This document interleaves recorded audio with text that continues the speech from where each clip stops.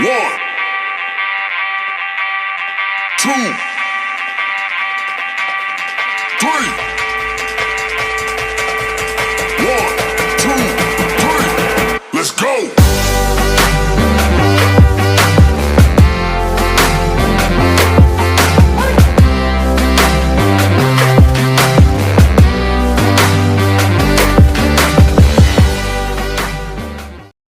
Hello and welcome back to Culture in Action presented by WISL. I am Doebler, the Director of Culture and Education at WISL, and I am excited today to be your host because we are talking all things education. I have two phenomenal guests with me today, one of which who works with youth soccer, one of which who is a coach in collegiate soccer. And I really believe that if we want to make progress in the women's game, we need to look at all levels. We need to look above and below. We need to be a unified front, collaborative, cooperative, and seeing where we can make progress. Today, we're going to dive into all things education, both how we educate our players, the tools and things that we give them to be successful, both in knowledge and in their career, as well as talking about coaching education and how we can further that for the women's game. So without further ado, let me introduce you to my guests. Okay, well, I am pleased to introduce our two guests today. First up, we have Lesle Gallimore. She is the commissioner of the Girls Academy. She has over 30 years of coaching experience, was president of the United Soccer Coaches, and she's an instructor and speaker and all-around inspiration. Lesle, thank you so much for being with us today. All-around inspiration. Happy to be here. I'm going to put that on my bio sheet. There you go. All right. And our second guest we have is Candice Fabry. She is the owner of Fearless and Capable, which is a female mentorship program. She is a head coach at Ottawa University and has over 15 years coaching experience. She's associate head coach at the KC Courage. She's an ODP coach, U.S. soccer grassroots instructor. She also has a brand new podcast and runs Coffee in Progress for women in soccer. Lots on her resume going on there. Thanks for being with us, Candice. I know you are quite busy. Yeah, just trying to catch up to Lesle is it. But no, I appreciate the opportunity and looking forward to the conversation. Yeah. Okay, so before we jump into it, I would love to give each of you a little bit of space to talk about what it is you do and the way that education kind of comes into play in the areas that you work. So Lesle, you work with the Girls Academy. I'd love for you to explain a little bit about what that is for those who maybe don't know, and then also how education plays a role in what you're looking for the future. Yeah, so I am the commissioner I'm in my halfway through my third season as commissioner of the Girls Academy, which was a league born out of necessity when U.S. Soccer dropped the Development Academy for girls and boys. The boys fell into the lap of the MLS, and the girls were left twisting in the wind. And a very headstrong group of academy directors across the country that weren't welcome in another league, whose players were being taken by other clubs, banded together to form the Girls Academy. And that was April of 2020. During the pandemic when no one was really playing soccer. And so around June, July of 2020, they approached me about becoming the commissioner. And since my best friend and associate head coach at the University of Washington was one of those directors, I felt compelled to say yes to the opportunity. And it's been, people ask me if I enjoy my job. I think enjoy is a little bit of a strong word. I really, my job is one where I feel in the space of girls youth soccer specifically, I can have a positive impact. I'm trying. It's not for the faint of heart, youth soccer in this country, as we know.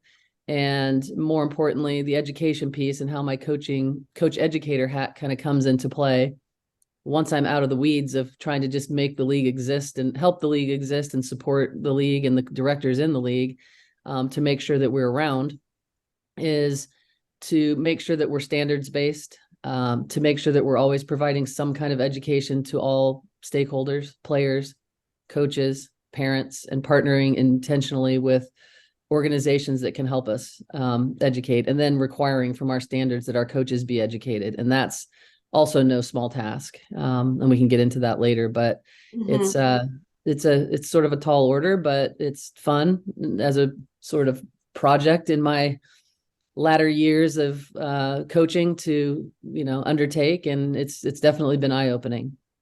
Yeah. Well, and we know, players don't exist in a vacuum, right? They come to any league or move up to a new league, and the experiences that they bring with them, that culture that we're creating from a younger level at the youth program, I think is really vital, that it mirrors what we hope for the future in both college and pro and amateur as well. Candice, you have Fearless and Capable. I'd love to hear a little bit about it. I know you've explained to me, and I love it as an educator, a little bit about what your program is and the education sort of built into the fabric of it, but explain a little bit about that.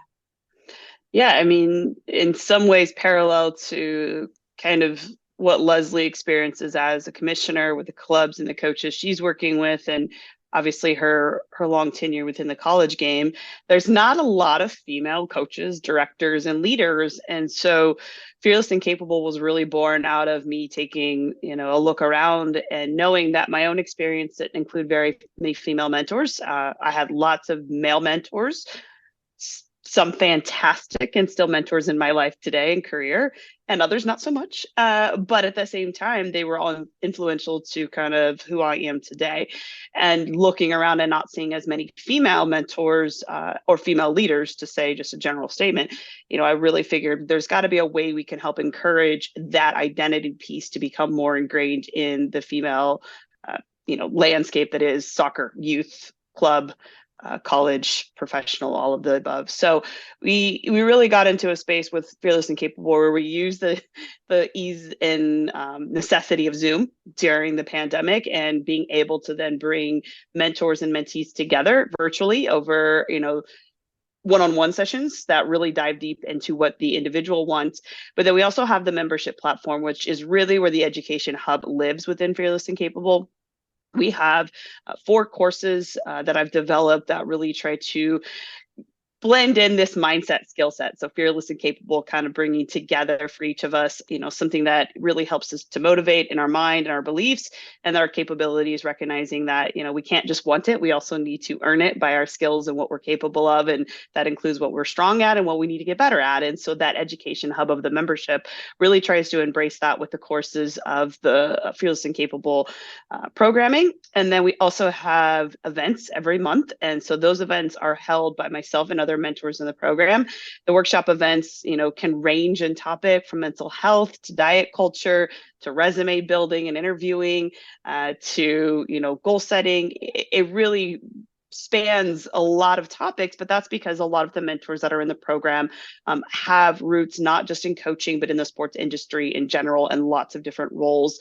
And so we really find that experience is really influential to women working in sports, and understanding that for many of us, we wear multiple hats during the day and during our careers. And so those workshop events are great educational hubs where they can come in, be live with the presenter, or even review the material later. And then the other monthly opportunity to have mentorship in a more learning-based experiential is our team huddles, which are, just kind of that thought process. We come together. Those are not recorded so that people feel safe in that space to know that that's not going to go anywhere else. The conversations are guided and led by us as mentors, but we certainly are there to really let the conversation go where it needs to go, share knowledge, experience, resources, and really be there for that peer-to-peer mentoring aspect. But certainly, within the programming in general is trying to provide that education, that personal education of where can we meet you and help you get to on a one-on-one basis, on a peer-to-peer basis, and then as informal to whatever you need to come in. And if it's taking a course at midnight, because that's where your time availability is, I hope there's sleep being involved, because self-care is also very important, but certainly trying to meet where women are these days in the sports industry and providing that education and support on a 24-hour basis, really, with the membership and one-on-ones being able to be where they need with a mentor that's supportive in multiple areas within the industry of sports. Absolutely. And you're kind of touching on something that we're going to move into when we talk about player education. I'm looking at it from starting this new Division II professional league, and I'm looking at the young women who are coming to play for us as possibly their first job out of college. And you think about when you got your first job, if it wasn't in professional sports, likely you had mentors, people guiding you, showing you the ropes at an office or wherever you might have worked. But this is on a public scale, and both of you are aware, kind of have that experience of defining your own career while people are seeing, and obviously we know the landscape now with social media and stuff. There's lots coming into these women. So I'd love to hear about a little bit about your thoughts on how we provide players with the best education for them as whole people, the things that they need that provide them with keys for success. I would say that Candice alluded to my long tenure as a college coach. So I was in the college game as a player and a Division I coach, an assistant for 4 years, but a head coach for 30. So a 38-year college career as a player and coach. And one of the things, particularly probably in the second half of my career, that we began to notice was that young women were coming into the college realm, and we always, maybe by accident, maybe because we were players ourselves, Amy and I feel like had a holistic approach to coaching and teaching and mentoring, and part of it by accident because we were women that were in the game so they could see us. Many of them for the first time playing for female coaches, and not to make this completely gender-based, but looking back, it was a big deal in a positive way. But we started to notice in the second half of our careers, like, what else can we were always trying to think of what else can we provide them, because they were coming in pretty blind and from a bubble of just their little world of youth soccer or whatever it was, or they were not coming in a bubble, but there was you could tell that they were never asked, or it was never expected of them to be themselves outside of being a player, if you will. Yeah. So one of the unique things in the Girls Academy, in my opinion, is that the directors that helped start the league and founded the league, Amy would be one of those people. Ashley Fontes-Comer was one of those people that is now the president of United Soccer Coaches. Wes Skeevers, Troy Garner, Nick Burke, Barry Ritson, Bobby Papioni, Amanda Schmutz. I mean, who else am I missing? It was Gronthik, Chatterjee. There was an intense group of people that they were on Zoom, I'm telling you, 40 to 60 hours a week. And they had this idea about having a player advisory panel. And because we're an all-girls league and empowering, our entire league is based on empowering the player in their own pathway. And, people can talk about it and say it and have it as a cliche, empowering women. What are the action items behind that? So we started at 69 clubs. We're at 90 now. We don't intend to rule the world and be big. There's only so many clubs out there. We don't want to dilute the product. We're trying to bring the bottom up to the top and make sure that it is competitive nationally across the board. And more importantly, that the kids are being taught properly and treated properly, and developing in the game, and being met where they are in their own physical and emotional development, all the things we talk about in the A Youth license in U.S. Soccer. But I'd say this advisory panel in empowering the girls, 1, to have them as team reps, 2, to have a club rep, and 3, to have a conference rep. So they represent their region. We have 2 conference reps. So there's over 200 and something girls that are automatically in leadership positions that they apply for, they vie for, they interview for, we're just off an event. So I'm pretty excited about where it's gone. It's the same thing as when I was recruiting in college. And when you get excited about a kid as a person that you want on your team, because if we would stop as adults and listen to them and listen to what they have to offer, on so many different levels, of just their thought processes and what the game and why they love team sports and why they love the game and what they're interested in additionally. I think OL Reign is a good example. We were just talking about it yesterday. Is, a Lou Barnes as an example. Everyone knows that Lou Barnes's platform as an athlete is sustainability, and that just thinking about the global effect of our sport and how we as as women's soccer players and as teams and as corporations and as pro leagues, how we can approach sustainability and help dial back the effects of climate change. I mean, how cool is that? And there are young girls, like, we underestimate what they have as thoughts and passions.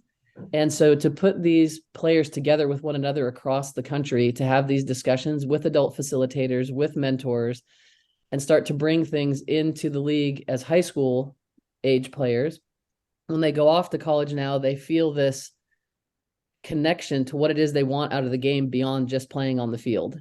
And it provides them the opportunity to discuss those things. So life skills in general, just things that are going to help them navigate adulthood, which is what that college age area is great for, trying to figure out how to adult. Yeah, absolutely. And so the advisory panel is unique in the space, and it's something that spurred me to want to be a part of the league, to be honest. And anytime I'm on a Zoom with them, anytime that I have the ability to interact with them in person at events, it's enriching to me. It makes my job worthwhile. It gives me something back from being the commissioner. And one example is we have a conference rep whose mother is Iranian. And so she knows where she's going to college next year. She's committed. She's one of the conference reps for our Frontier conference. And we got into a long discussion outside of just the regular roundtable lunch we had last week, about what the league can do to bring attention to what the Iranian women are going through right now. And she's extremely passionate about it. So I told her, it's not, the adults in the room, and we've told all the adult facilitators, because we have a lot of very eager women and men that want to do for the kids. It's like, there's doing for them and there's providing for them. And then there's also listening to what it is they want to do and letting them do it, and just giving them the vehicle or the support that they need. So I told her, I said, come back to me with your ideas on how this could work. And we'll talk about it, and we'll see if there is something sort of nationally that we can bring attention to, if there's something that you feel that this is a good platform for, and we can, if there are already people out there doing certain things, organizations doing things to promote and help the women of Iran that about, that you think we could link in with, then let's do it. And to me, that's just cool, That's super cool. and to have her feel comfortable enough to bring this to my attention, and to use her platform already as a 17-year-old to do something meaningful, that's meaningful to her. And she feels can be something that, again, empowering women and helping women somewhere else, it's pretty cool. It's super cool. And when you think about what that is teaching those kids, right? I mean, you spoke on it. It's life skills. It's how to adult. It's things they're going to encounter anywhere they go. And I think a lot of times athletes have those things within them. They just don't know sort of how to shape them or use them as they move forward in their careers and playing pathway. And I think that's a huge benefit, because you're now raising a group of girls, women, young women who understand the idea of cooperating and listening to each other and supporting each other as you try to reach goals. I think that's a really awesome part of the GA for sure. Yeah. And I think that's where, we think about all the work we're doing for the next generation, and it's crucial. It's important. The representation, the empowerment, the avenues in which they can see themselves and are supported in those efforts are huge. The piece where, I look at the athletes that I work with on the UWS women's team, the Casey Courage, and the collegiate team now, unfortunately, they're not all coming from great environments that are within the game. Whether that's the club they played for or the person they played for, a lot of things missing and our gaps. So, I'm not in the youth game regularly right now. I do ODP. So I'm here, monthly in some capacity. But, when I'm trying to figure out what are the skill sets missing in some of the collegiate and, semi-pro levels that are, women aspiring, whether they want to play professionally or just continuing to enjoy the game, those are things that we look around and they don't always have those skill sets or that support in understanding that they could do this. And that's a lot where, the programming that I'm trying to develop and trying to have touch points is that, there's a sense of, or a great sense of mentorship, I think, within the game already. I think it's a component that everyone values and understands. And there's great programming. The United Soccer Coaches 30 for 30, an amazing mentorship program. I know Coach runs a mentorship program. I've been a part of it. All of these things are great. What Fearless and Capable is trying to do is fill those gaps when those opportunities are not there, because it is an application-based system. And so for the other applicants of 30 for 30 that don't get chosen, there's this space that exists 24/7 all year round. We meet you when you need it. And I think that's kind of crucial in a way that when we look at these young women that are coming into it that maybe don't have all those things. And let's be honest, and all of us sitting here probably are going, this is something I want to be better at. I want to be better. It's not like an age where you hit and you're like, I made it. It's, this lifelong desire to keep growing and keep improving.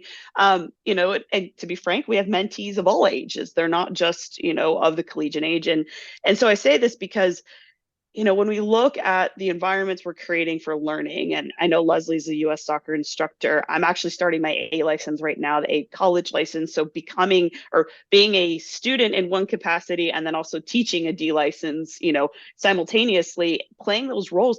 Teaching is so different right now. And I think for players that come into environments where they have had a holistic approach, they do seem to have that eagerness to kind of take the bull by the horns. They're going to show up. They tend to be prompt. They tend to be professional. They tend to have those things that make them transition into the adulthood life of a job a lot easier. But when they don't, that's where I feel like we're losing women, particularly within the industry. They don't see themselves having a job in this industry because the numbers still aren't there. They don't have the skill sets to really understand, well, if I don't see it, I could still do it. And so that's where we try to plug these little gaps of, relatability where it's not existing in your geography or in the group you're with, so that relatability as another woman to experience things like, coming out and going from a college workout routine to a woman that comes out of the college world where you're trying to develop these things. And by the way, what if you get pregnant, or, those other body things that happen to us as women? Even menopause has been a discussion, and, things like that in our conversations, to where we have, youth that are looking at these career fields and wanting to know more earlier on. They want to know about the coaching field. They want to know what it takes. They're getting into coaching education. I mean, I'm running an all female grassroots next weekend, next Saturday, and I've got some youngins in. I've got some 18, 19-year-olds, which is awesome to be like, they're getting ahead on these things. But when you bring them in and they don't have that, that's really, some of those supportive pieces like what the GA does with the council, and they've been given these avenues. You're trying to instill that belief. You're trying to build those skill sets of creating a proposal, being told no, and how do you respond back when something is told no? That sense of imposter syndrome that we all have at some point in our life, and acknowledging to them that is called imposter syndrome, and that it's real, and that we all have it, and you're okay to feel what you're feeling right now, but there's actually ways you can manage that. Because I don't think anybody cited imposter syndrome until I was well into my 30s, and I was like, hold on, wait, I was not the only one experiencing that the only time, just feeling so isolated because I'm looking around and I don't see a lot of people that look or sound like me to go, okay, hold on, truthfully, is this something you had to? So I think the fact that, programs like the GA are here to really, really get that next generation really primed and ready to be a part of the sports culture, whether it's working professionally, it's volunteering, it's even being on boards for their kids in the days, or, in the future, if they're having another job and they sit on their kids' youth sports board. That's helpful, the fact that they're having such experiences that promote and empower women, but there's still a big need for women working in the industry right now to feel supported, because their experiences as players were not what some are getting now. And I'm a product of it. I mean, this summer with the Guardian articles, sharing the sexual assault that I experienced from my head coach. And one of the great questions that I was asked was, well, why did you stick and play for him? And then why did you end up coaching for him? And I said, what within my career as a player ever told me what he was doing was wrong? Or I could say it was wrong and somebody would listen, because I wasn't quiet the whole time. I was definitely a player that was like, that's not cool. And then nothing ever happened from it. So I was like, okay, well, I can speak up, but it doesn't seem to matter. And it finally seems to matter now. And that's awesome. And we can encourage that. And I saw a great thing, and I'll end on this long-winded one.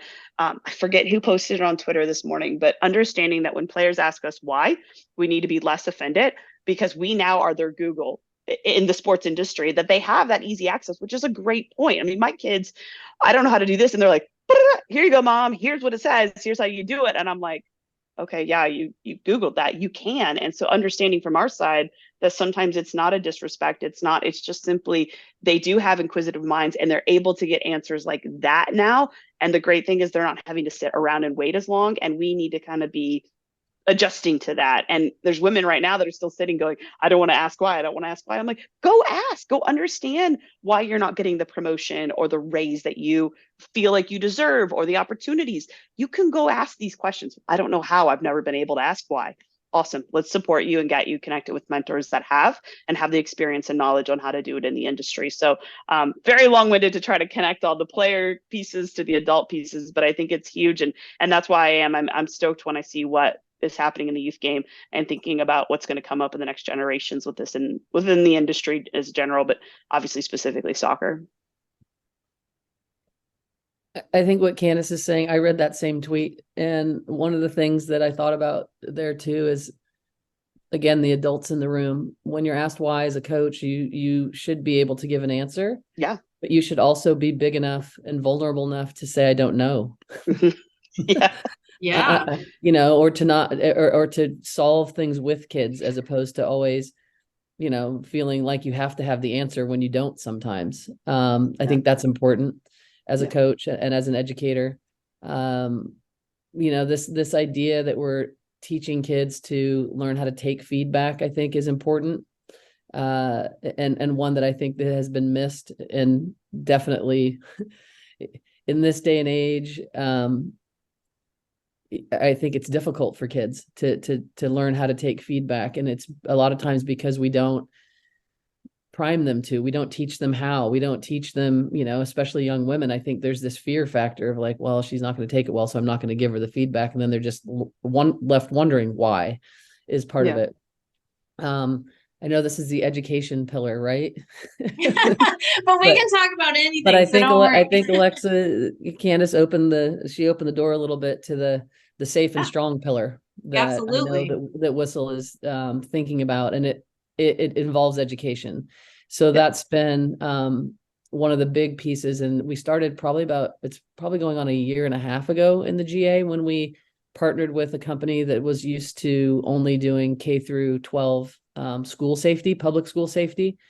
It's called Stop It Solutions, and it was we're a nonprofit, and so, just trying to make ends meet is important, and try to keep costs down for our clubs, for events and things like, and membership, etc. But investing in Stop It as a partner was worthwhile, because we were able to, a year and a half ago, really before things got too spotlighted, which is just funny because any woman that's been in this game for a day knows that this is a decades old issue. Anyone that's been a coach or a coach educator, or a teacher for that matter, knows that safe sport is not the answer. Anyone that watched the Nassar trial knows it's not the answer. It makes sense on paper, and it's necessary, and they provide some good things, but it's just a system that has failed too many people.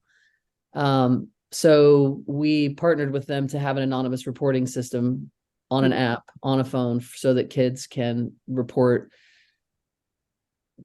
suspicious behavior, wrong behavior, anything to them that does not feel right, from an emotional, from a physical, from an enjoyment, from any standpoint in the league, that it might not rise to the level of a safe sport mandatory report, but it rises to the level of the commissioner needing to know that something in their environment is causing them to not enjoy playing soccer. Yeah. And Absolutely. we've been able to cut it off at the pass. And the other thing is to educate coaches around behavior, to educate kids around false reporting, because people's livelihoods are at stake. This cannot be I'm unhappy because I'm not playing, or my parents don't like the coach, or I want to move to another club, so I'm going to make something up that causes a swirl. So the education piece of trying to teach young girls what's okay and what's not okay, and that's a long process. It really is, because it's been so indoctrinated in coaches that this is what coaching is. It's been so indoctrinated in kids that this is how I'm supposed to be spoken to. And so now I think there's this sort of awakening and reckoning around the coach-player relationship, the parent-coach relationship, the parent-player relationship, where the boundaries are within that. So we've also partnered with Soccer Parenting to educate parents. And again, I think the education and the safe, strong pillar overlap greatly, because there has to be a lot of education around that piece of it. And so we're not putting girls into the college game, into the professional ranks, with decades of baggage that they internalize, that they don't recognize as damaging them, that they don't until their 30s realize, or in the job, place in their careers, recognize that this isn't how I'm supposed to be treated, or accept this.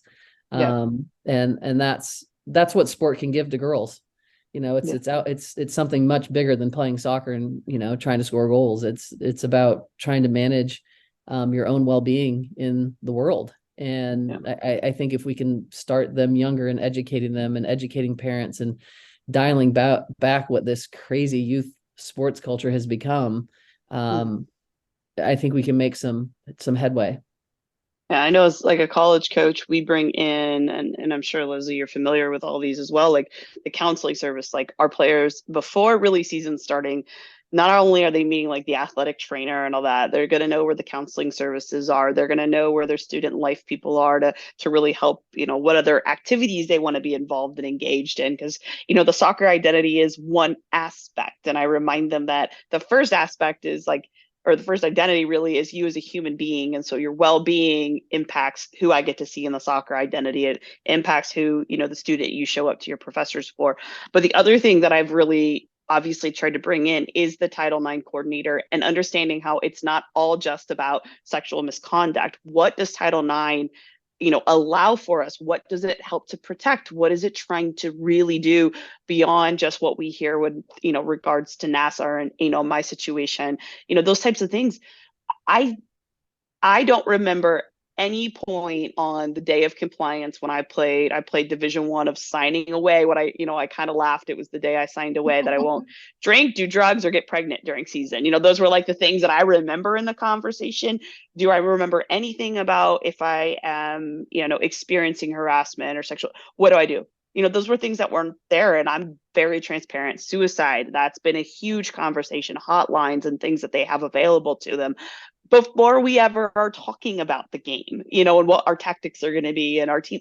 These resources are crucial, because one of the things that I've had to, I somewhat say unfairly have to do, is while I'm a mom, working professional, all of these things, I am trying to do my own research to understand what even happened to me and what they did at the times to investigate what's legal and not. And so I'm even sharing with my players, and, not to get extremely vulgar, but I was technically raped and I didn't know that.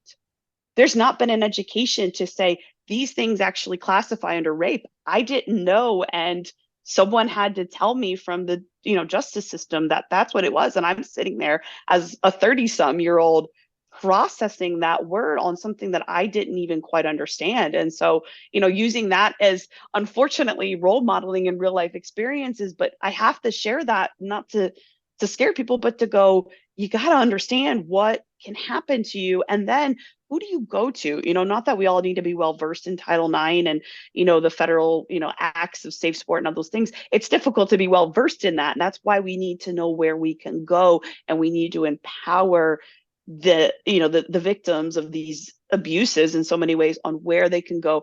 But I think the bigger thing too, and I love all the systems, is what happens in the investigation process. I think that's the thing we've got to look at. Reporting is getting better and easier and more streamlined.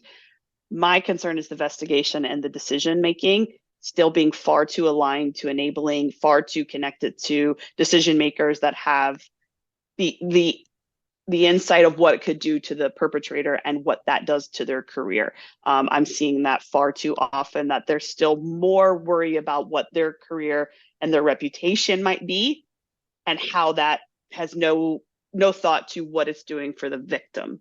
And, that was something the 5 of us women experienced this summer, is learning that the school actually knew about all of us, and they still allowed him to control the narrative, which was, it was all consensual, and they were all considered relationships when they were all assaults. Do you know how that it mentally impacted us? And so, like Leslie said, I'm 30-some-year-old and I'm still trying to process what's happening to me and still trying to learn. So how do we have these difficult conversations? Well, we got to have them. And we got to have the resources and have these things be available, as much as the education about skill sets of feedback and skill sets of job interviewing, and all of these ones that are crucial to working. But it's also about living. And so how do they know, and how do we have those scary conversations, but make it transparent, make it accessible to them on a steady basis? So not to get passionate about it, but it's a hot button, not just within our environment, but to be frank and honest, today I have calls about it, and next week I have calls, because it's still ongoing, for people to understand. For somebody who did report, I report it. And just, I think briefly, Candice, just to, piggyback on the other side of that, is the education for coaches. And one of the things that I've mentioned on the US, we've just started the participant safety task force work with US Soccer, on the heels of the Yates investigation and awaiting the NWSL final investigation. But one of the things that I know from an education standpoint within US Soccer that needs to be addressed for coaches is obviously, outside of physical abuse and grooming behaviors, and what some of your behaviors as a coach can be construed as when you don't even know you're doing them, is just the education around coach behavior, coach player boundaries, coach player. I've mentioned it several times. I know people who, like, the word retaliation, they know the definition of it, but in action, what does that look like? And I think some coaches retaliate without knowing that it's retaliatory behavior. So part of the education in coaching licensing needs to be around what these behaviors are, identifying them, knowing if you are possibly, displaying any of these kinds of behaviors, and how you avoid them in a sporting setting, as teachers would also be trained to do. Language, what kind of language are you using? What is your tone like? How are you treating, do you have unconscious biases across the board in a team setting? And how that affects one person that you're maybe having a very stern, demeaning, demanding conversation with. How is that also affecting the other people who are having to watch that happen to someone else?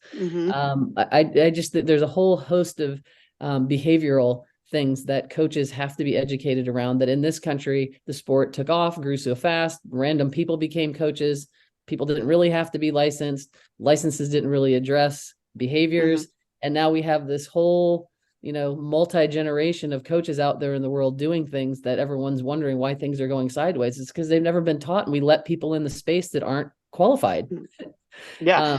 And that aren't continuing to learn to be better is the big thing. Is once they've kind of dug their heels in and they're a coach for life, are they really taking time to seek out education to help improve themselves to be better? Or is anyone giving them feedback? Like, the number of times I've heard, like, God, he or she, they're a great person in real life, but God, I hate coaching against them. They are not kind on the sideline. And I show up to the field to have a game against them, and I'm like, it's like alter ego. Who is this person yelling at these kids and, saying things that I would never hear come out of their mouth in a normal conversation, just having dinner with them or chatting with them, while recruiting or whatnot. So behavioral education around coaching and what that looks like is hugely important. And I think it's something that when people are hiring, have to vet. Well, and I think they have to be trauma informed. So you think about, the fact of the matter is that trauma is something we are getting more comfortable in recognizing and dealing with, and at least having forced education of how to deal with someone who does maybe experience trauma they've told you about or they're not telling you about. And like you said, even the player that had to watch another player be ridiculed, there's trauma in that. And so how do we deal with it? Because, it's very isolating when I say something happened to me and the eyes go down and it's just like they want to be done with it. And I'll say, somebody asked me the other day, I think it was in coordination with the A licenses, like, where do you want to be in 5 to 10 years? And I said, where I feel appreciated and valued for my lived experiences. They're like, well, where's that at? I go, you tell me where those spaces exist. And those will be back there on that blue explored. chair. Yeah, exactly. And so that's where, it's kind of interesting that I'm at a place now that is going to be number one is, my AD was somebody on the first interview when she actually called me and had found my name and said, would you be interested in this job? And I was like, well, I'm interviewing you first, and here's everything that I will be open about. How do you feel? And they were so great. And they have been about everything that is true and authentic about me. And that's where I felt safe to be my most self. And I have the most healthy habits now. I mean, I was destroying myself in so many ways up until the moments that I got to try to live truthfully and honestly about kind of what my life and experiences had been. And so that's what I want. It's how I treat it for my players, is give them those avenues that they can be as authentic and true to who they are and what they love and what they want to get better at. Where do we as coaches create those spaces? And education is a huge part of it. So.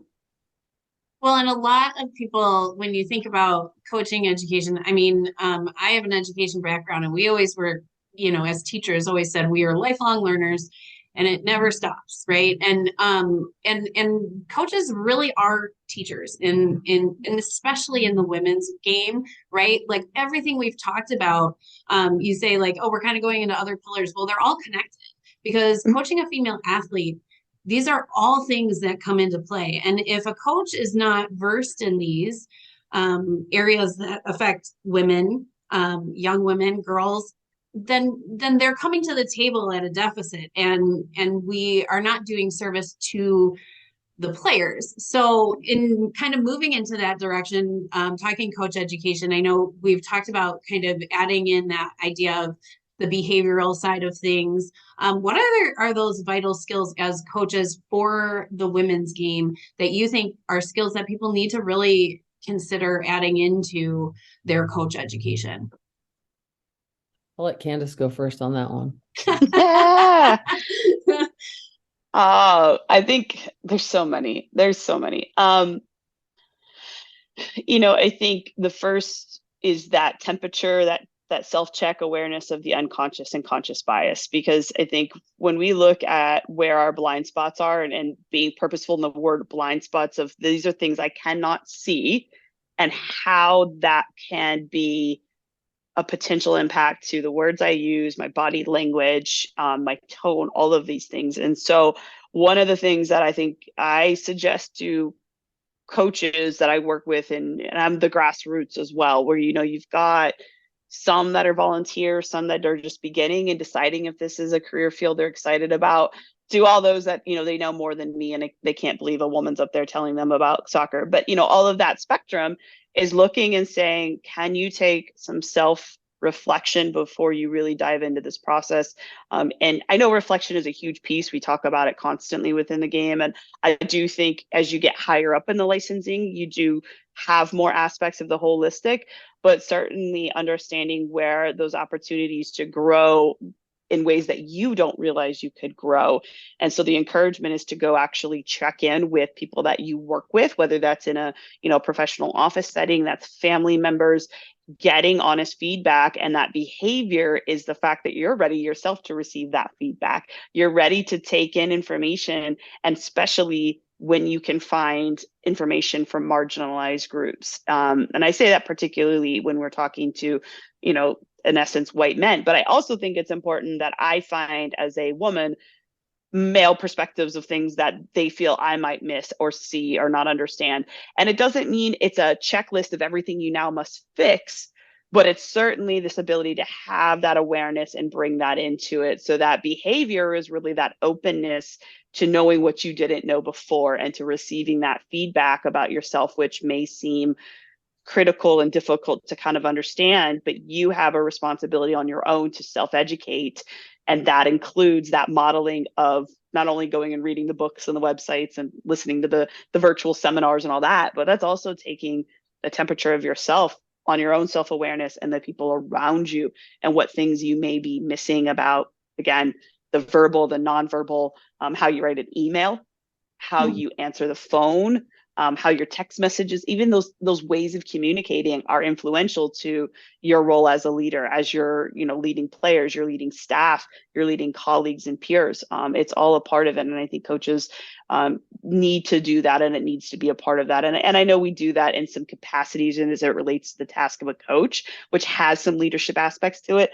But I don't know if we're doing enough to kind of push those buttons to go look at the things that make you really uncomfortable, which is what don't you see about yourself that may have a negative or an impact you don't quite intend on others. So, all right, Leslie, you're up.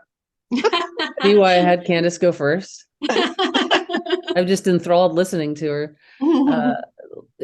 I again, when I listened to and I read about the WISL pillars, and I listened to Lynn speak on them yesterday, and it all bleeds into one thing.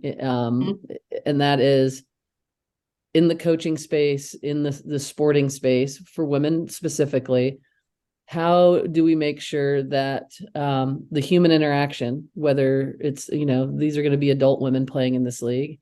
I'm in charge of a league that has, 12 to 18-year-olds in it. How are the people that are interacting with, in a power situation, coaches, players, how do we make sure that the emotional intelligence, so the emotional IQ, the self-awareness piece for each individual coach is in a place where they are relating to the individual? And this isn't necessarily gender-based, but if you're coaching girls and women, it is. And we talk about, the phrase meeting them where they are. And in coaching education, we talk about individual development plans and leading, which you'll get a lot of in the A license, Candice. Yep. Is this idea of, is it so much different coaching a man than coaching a woman? It's different coaching each individual. Correct. And as a coach, if you don't meet that kid or that woman or that person or that guy or whoever, however they identify, if you don't meet them where they are and you don't know enough about them, you're never going to have as much of a positive effect on them as a player as you could if you did know everything about them. So the IDP, the individual development plan, does become about the soccer portion of things for them.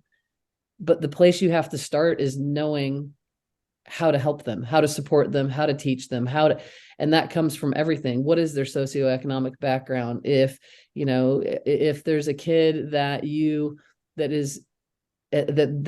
they and their family are open enough to share with you that they are having a gender identity crisis, so to speak, or they're just in this phase in their life where they don't know enough about themselves and you can tell they're struggling with it. I mean, these are things that kids carry to the field every night, and every person carries something different with them.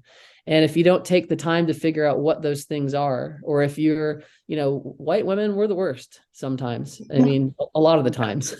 And if you're not taking the time to figure out how to be an anti-racist, how to understand and learn why people that look differently than you and that are from different backgrounds than you and have had a different experience than you feel the way they do about things. If you don't take the time, then you're still not going to be the most effective coach or instructor or teacher that you can be.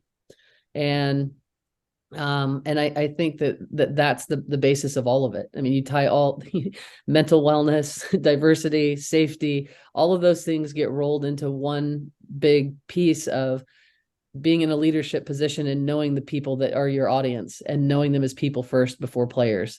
And that should be the basis of all coaching, in my opinion, all teaching, all educating, all interacting with other human beings. I mean, it's humanity, right? I just am back from a 9-day trip to Israel, and Israel as a country,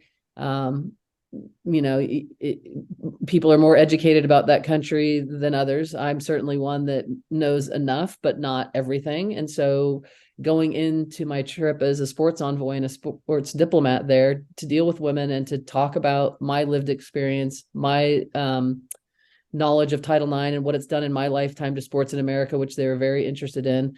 But by the time the trip was all said and done, and we met with many different populations of people there, men and women, but on the female side of things, Jewish women, Arab women, Bedouin women, and it all boils down to, as humans, we all have the same things, is that to understand other people's differences, other people's cultures, other people's way of being. You're watching it in the World Cup in Qatar and everything that's going on. And, we'll stay out of human rights and politics for now in some ways, but just in general, looking at people as human beings and where they are and what it is that makes them them, and then understanding how to have an effect on them is always enriching to me. If I'm sharing about myself, to learn to listen and understand others before you ever start to try to teach them anything, and to try to come from a place more of humility and learning than one of telling is important. And that's a little maybe out there and philosophical, but I just think it's one big thing. And when you're in a position to be able to have that kind of impact, you have to do the work to do it effectively on yourself first. Absolutely. And I think, when you are talking about that, every player's path looks very different, right? They've had different coaches in their life. They've been a part of different leagues, how far they keep the game going in their life. So everyone's path looks really different. And I find it interesting that as, we tend to be really alert to that idea of meeting them where they're at and looking at them as not, that we are guiding them when they're younger, but as they get older, we kind of expect them to have it all figured out. And I think that's kind of crazy because, I'm 42 and I don't have it all figured out. Nobody does. And so when you're a leader in that space, and coaches are those first leaders for players, really, the impact that you're having. And when you look at the players you're working with, I think it's really vital to see them as where they are at the moment and what you can help progress them to, right? Yeah, that's where you mentioned the podcast, and so not to totally self-promote, but it just started this weekend. It's called Unbreakable and Fearless, and it is a combination of myself and a player I coached when she was 11, 12, and 13 years old. And she created a brand called Unbreakable Female Athlete. And so she sells clothing, and it all started from the fact that she wanted a shirt that said female athlete and she could not find one. And so she just went and created one, and now has this thriving little apparel business, and obviously understands, TikTok and all those things way better than I do to market. But long story short, what we're doing on this podcast is we're actually having those conversations of coach and athlete with her a bit of maturity and lived experiences now as a 20-some-year-old and playing, and she's not playing soccer anymore. After me, she went into an environment that, with an injury and a combined toxicity, found soccer to not be enjoyable. And she's now a college rower. She's a Division I rower. And so to just understand where and how, and I laugh because there's actually a letter from her up on my wall that as she was kind of starting things, I bought a t-shirt from her, and she wrote this wonderful note to me about, just what I had done. And it's not about me. It's the fact that she was 11, 12, and 13 years old. And I saw something that was cool and awesome. And she was a great player to coach. And you could tell there was this light in her. And I remember when she quit soccer, I was kind of heartbroken, going, what happened? And, I heard the back, I heard the back injury, and I was like, okay. And maybe that is part of it, but it was something that I think right now we're getting to understand, and what she doesn't know. And it's kind of fun to figure out. I had actually left coaching. My job back to her was, I had left coaching for 1.5 years after I could no longer take working for my boss, who lied, try to have me lie for him, all of these things as discriminatory. He was one of the people that told me he wouldn't pay me this much because my husband also worked at the club, and he knew how much my husband made, and he wasn't going to pay our family this much. So that was what he told me when these are real life stories. So long story short, she doesn't know that was what I was coming back from, and trying to say, no, I love coaching, and I've got to figure out a space I can do this. And she was the first team I picked up, and her environment, her led me back to my happiness. And she doesn't understand how, or, she's now understanding where I was in my life, and me now understanding where she is. It's really cool, the conversations we're having. So not to have a total selfish plug, but we are trying to hit topics that are between coaches and players to try to create that dialogue to really understand what her youth career looked like. And then now that kind of in the middle of what I'm about to step into adulthood and that in-between zone that we've talked about. But it's cool to get her point of view and, kind of hear things that happened and understand what today's women's world, or today's women's world, is like, without fear of that I'm her coach and having any sort of decision on, what time or what rowing spot. I am still learning about rowing, what rowing spot she has. And so it's really great. It gets really honest and transparent about how we're feeling and what we're experiencing. And yeah, it's cool. So. Well, and that's really cool. Just hearing kind of her experience too. One of the other focuses that we have for players is that transition out of playing and what is there. And you both have spoke about, seeing leaders and people in various positions, specifically women or people who look like them, right? Holding those positions, but then also getting creative with the things like she didn't find the shirt she wanted, and now here she is building this brand. And I mean, there is so much that we can give to our players that, and I think that goes back to what both of you said, which in the very beginning, which is defining that identity outside of just soccer, right? Or just sport even, and how we define who we are helps that transition, I think, immensely. Yeah, I mean, I'm still feeling like I'm in transition mode and still trying to figure out what I want to be when I grow up. And so, I want to be the kids that I am in charge of. I want to be them when I grow up. Right. That's how I was as a college coach too. Every year it was, you just find these young women and you're like, God, you're cool. What? Yes. Yeah. I'm not as cool as you are. Like, I want to be you. There's some that they just live this life. You're like, God, I am missing the boat. Yeah, but I look at also Leslie. I remember at the women's breakfast at the convention, and Amy's speech. Amy was like, I was going, not to I want to be, when, not that she's said and done, but she's done so much. And, I feel like I'm just kind of in the middle of my career and looking at it and going, I hope I have her humility, her grace, her humor to some of the things and experiences she had, and just the honest transparency of who she was and how authentic she still lives. And so, but that's that representation that would have never been if, and I say this for like things like the convention. How do we create not just what happens content wise, how do we get more women there, which means a lot of times the spaces they're working in, how do we help them get to the convention and see all of us in the same space and experience those words of wisdom? Those are the things that I really hope we can find more ways to not just create the content, but find the access points to get them physically there and able to experience it. Because it was great that I looked and I was like, regardless of what I'm doing, I hope that's the just the self-joy I could see in her was awesome. How anyone can relate their lives back to their Stitch Fix order. And having your teenage sons help you dress. Yes, it's all and if that's the way you're evolving, then that's all a part of it. Yes, 100%. Lucky me to have her as a best friend. Extremely fortunate. Those are the ones we value. So, well, thank you guys both so much for being here today. I mean, I think we could talk for hours on all things culture and how we change the game and make it better and have those influences. But again, thank you both so much for being here. I'm sure we will be in touch to always get your thoughts on things. You guys are making a difference every single day. So thank you so much for speaking with me today. Yeah, and good luck with the league. Thanks for having me. Appreciate it. Candice, always great to hear you. Yeah, absolutely. Same. I'll see. Are you at the convention, Leslie? I will be there. Okay. Alexa, are you going? I am. Wow. Well, then reunion at the convention.